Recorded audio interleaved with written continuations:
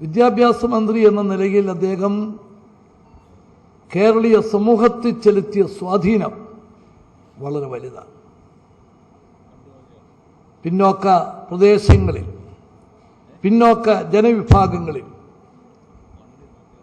അറിവിൻ്റെ സന്ദേശം എത്തിക്കാൻ CH നടത്തിയ ശ്രമം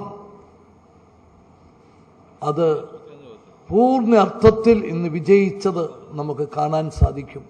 അദ്ദേഹം ഒരു മനുഷ്യ സ്നേഹിയായിരുന്നു. അദ്ദേഹം എത്രമാത്രം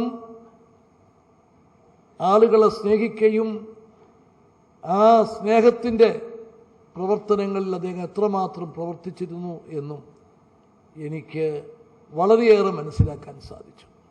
70-ൽ MLA ആയി കേരള നിയമസഭയിൽ വരുമ്പോൾ അദ്ദേഹം മന്ത്രിയാണ്.